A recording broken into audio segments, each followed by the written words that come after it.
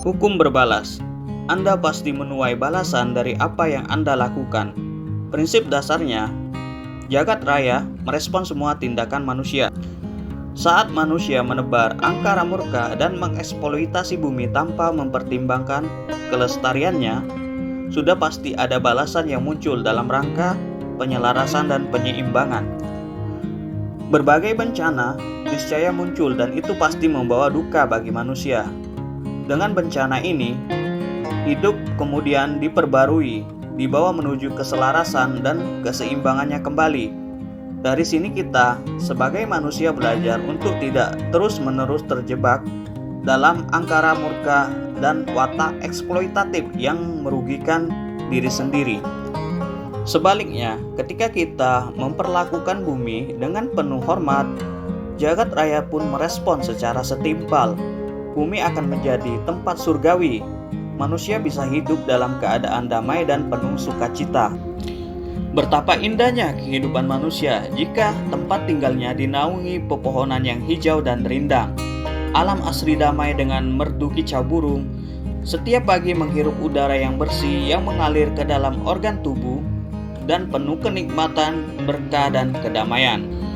Dalam pembahasan secara personal, hukum berbalas. Contohnya, jika seorang berlaku disharmonis dengan menyakiti orang lain dan membuat sakit, kehilangan nyawa atau kehilangan harta benda tentu akan menuai balasan. Balasan ini pada dasarnya muncul sebagai sistem yang ada di jagat raya. Tetapi secara praktis, eksekutor atau pemberi balasan bisa berupa semua manusia. Jika terkait dan masuk ke wilayah hukum positif, tentu ada balasan dalam tata tertib hukum yang berlaku. Contohnya, seorang pembunuh atau menipu orang lain akan ditangkap polisi, dituntut jaksa, divonis hakim lalu masuk penjara. Jika kasus terlalu berat dan brutal bisa jadi dihukum mati. Lalu bagaimanakah jika seorang berbuat disharmonis tapi tidak terjangkau hukum negara? Tetap ada balasannya yang bisa segera muncul atau baru muncul saat pelaku mendekati masa kematian atau bahkan pasca kematian.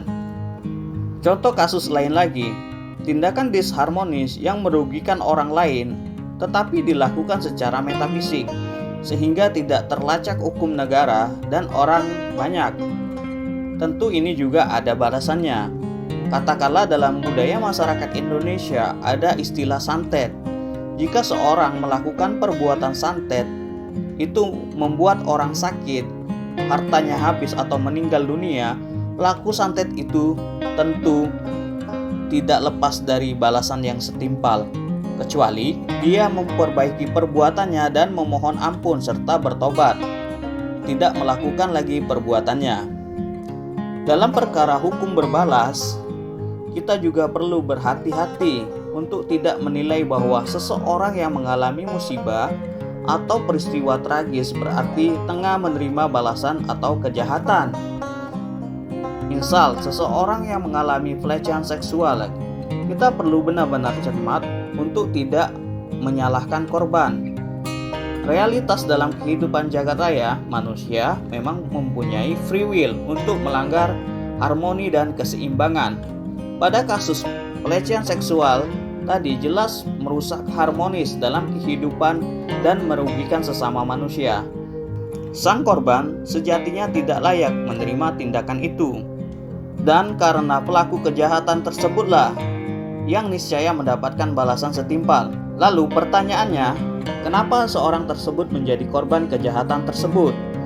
Apakah hukum Tuhan dan alam semesta tidak adil? Tapi sekali lagi bahwa manusia sendiri yang mempunyai free will untuk merusak keadilan itu.